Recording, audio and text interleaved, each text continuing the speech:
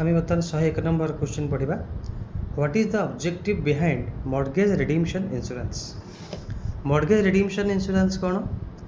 जदि insurance policy को आम कौन जगार लोन नहीं लोन नहीं आम कि पैसा आनीचे ताको कह जाए मॉर्गेज इंश्योरेंस। तो मॉर्गेज रिडीम्पशन इंश्योरेंस कौन? जदि आम मॉर्गेज बा लोन थी आम बॉन्ड थी आम लोन आनी ताले कौन हम जदि से समय से लोकर डेथ हो जाऊँगी ताले से नहीं लोन अमाउंट माइनस हो जाए इंश्योरेंस वैल्यू कहते मॉर्गेज रिडीम्पशन इंश्योरेंस। ऑप्शन है provide financial protection for home loan borrowers. जिते जड़े होम लोन करें जेकोसी आम लोन करते जगार आमको फाइनेंशियल प्रोटेक्शन कौन करूँ ना बॉन्डटा आम से बंधक दे था कहते mortgage redemption insurance. 102 the sum assured under Keyman insurance policy is generally linked to which of the following। से कहूँ जो Keyman insurance policy generally linked ये चार्टा ऑप्शन भितर कौट बेसी लिंक थाए ताल Keyman insurance आगे बुझा दरकार। Keyman insurance कौन? Keyman insurance अर्थ हो जो मुख्य लोक रदि इंश्योरेंस करा जाए जन घर मुख्य लोक ना इंश्योरेंस करागला ताला कौ दिशा करा जाए ना बिजनेस प्रॉफिटेबिलिटी। जदि जड़े कंपनी जो करता से कंपनी हेड था ना इंश्योरेंस पॉलिसी होता है कौन पे होता है जब असमय किसी भल मंद हो जाए तो बिजनेस जो प्रॉफिट होची से प्रॉफिट रे जेमती बंद न हुए लॉस न हुए प्रॉफिट कंटिन्यूअसली रहिबो से वर्कर्स माने कंटिन्यूअसली रहिबे कहीं फाइनेंशियल प्रोटेक्शन रहा क्या ना कीमैन लाइफ इंश्योरेंस जे कंपनी मुख्य कीमैन तार ना इंश्योरेंस होती ना जदि किसी भल मंद है टोटाल इंश्योरेंस ताकू ही मिलला बस कंपनी की मिलला जहाँद्वारा कंपनी वर्कर्स माने रहिले कि छाड़ी जीवेनि कहाँ सालारी बंद हेनी तो से अनुसार कंपनी प्रॉफिटेबल बेनिफिट चालू रंद हेनी जिते ऑप्शन आसला आंसर आसला कौन business profitability. Mortgage redemption insurance MRI can be categorised under decreasing term life insurance. से कहूँ जो मॉर्गेज लाइफ इंश्योरेंस जो आम कथा होते मॉर्गेज रिडीम्पशन इंश्योरेंस MRI तो किसी बंधक लोन थी आम बॉन्ड थी आम लोन आनी था जहाँफल कि इंश्योरेंस वैल्यू कमी जाए। सपोज जड़े 2 लाख टकर पॉलिसी कर 10 वर्ष पर 50,000 टका लोन बैंक आनी किंतु कौन वशत कारण पॉलिसी चलती अवस्था डेथ हो गला ताल 2 लाख टका वैल्यू 50,000 टका माइनस हो निश्चित से आगुरी लोन नहीं ना से कहते मॉर्गेज रिडीम्पशन इंश्योरेंस। तो इंश्योरेंस वैल्यू कौन हो जाए ना कमी जाए। 104 which of the below losses are covered under keyman insurance.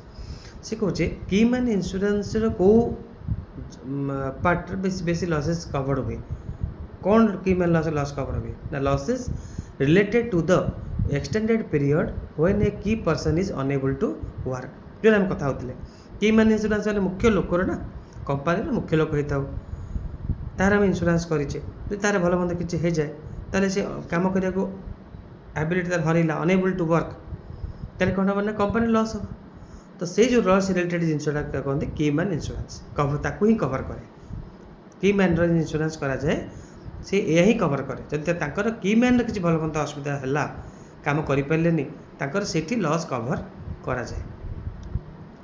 Next 105 A policy is affected under the MWP act. समस्त मन रखा MWP एक्ट अर्थ हो मैरिड वुमेन प्रॉपर्टी एक्ट। से कौन ना if the policy holder does not appoint a special trustee to receive and administer the benefits under the policy. से कहूँ suppose जड़े लोक जड़े पॉलिसी कला जड़े मैरिड वुमेन जगार कौन हम सब लोग गोटे पॉलिसी किंतु तांकर ट्रस्टी बा नोमिनी आम नोमिनी खोजा पड़े कहीं नोमिनी रहे जब मैरिड वुमेन प्रॉपर्टी कौन हुए जदि जड़े मैरेज पूर्व जन को नोमिनी रखिव आ मैरेज पर सी ता स्त्री को नोमिनी रखिपारे कौन कारण व्यस्तता भितर जी पुराना नोमिनी थे रखीदे स्त्री को नोमिनी रखी ना जदि से लोकर डेथ हो गला ताले तांकर स्त्री ही बेनिफिट नब।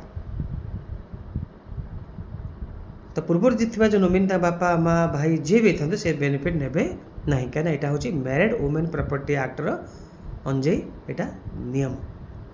तो तांको स्त्री को ही मिल कहते कौन official trustee of the state तांको LIC ऑफिस बा इंश्योरेंस ऑफिस स्त्री को धरब कौन ये हेले ऑफिशियल ट्रस्टी माने स्वामीर सब जिनस पाइबार हक होची स्त्री उपर से कौन कह official trustee of the state insurance term से नोमिनी को।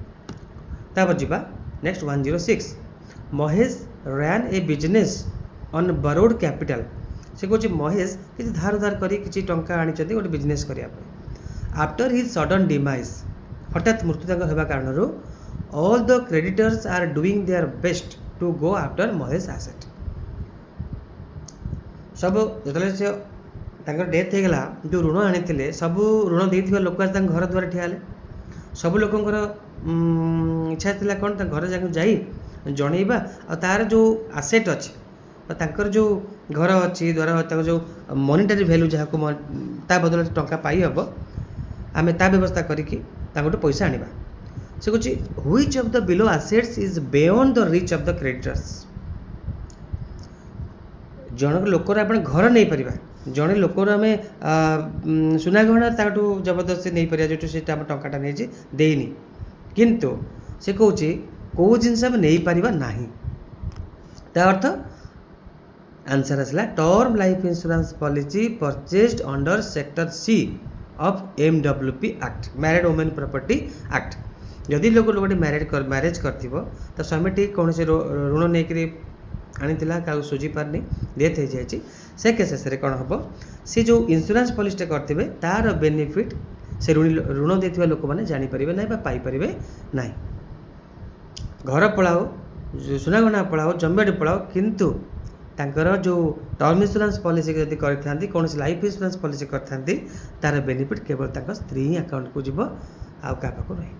तो से टर्म इंश्योरेंस पॉलिसी केवल लो प्रीमियम रे ही दि जाए हाई लाइफ रिस्क कवरेज को मेंटेन करे। एग्जांपल जदि जन 50 लाख टंकार पॉलिसी करती बयस 30 वर्ष होता है तार से वर्ष को अति कम 15 ରୁ 20 हज़ार टंका प्रीमियम लगे जो भल मत किसी हो जाए ताले तांको फैमिली को 50 लाख टंका मिल मात्र 10-12 हज़ार टंका 15 हज़ार प्रीमियम देकर से वर्ष को 50 लाख कवरेज नहीं पारे लो प्रीमियम आगुरी आम पढ़े लो प्रीमियम टर्म इंश्योरेंस पॉलिसी आम दे हुए तेज आंसर है term life insurance policy purchased under sector 6 of MWP act.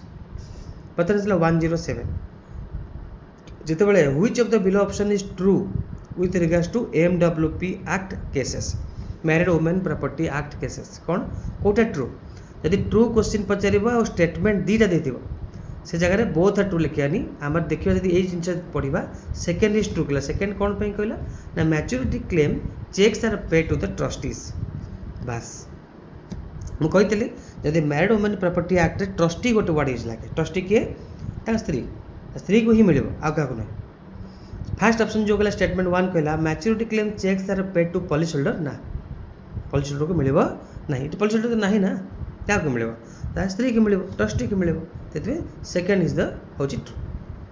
तापर आसला 108 which of the below option is true with regards to MWP act cases सेमती in favour of trustees statement 2 ये बारंबार रिपीट करा दरकार नहीं।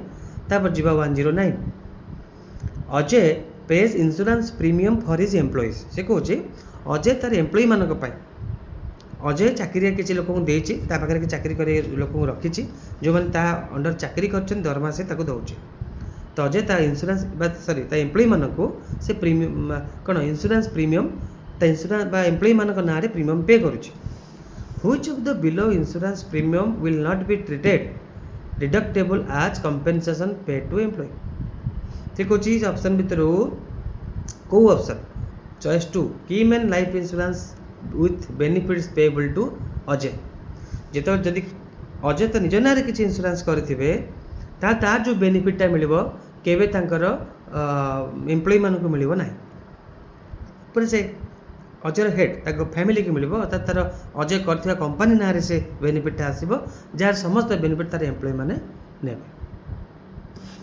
ତାର ଆସିଲା 110 the practice of charging interest to borrowers who place their property as କୋଲାଟରାଲ।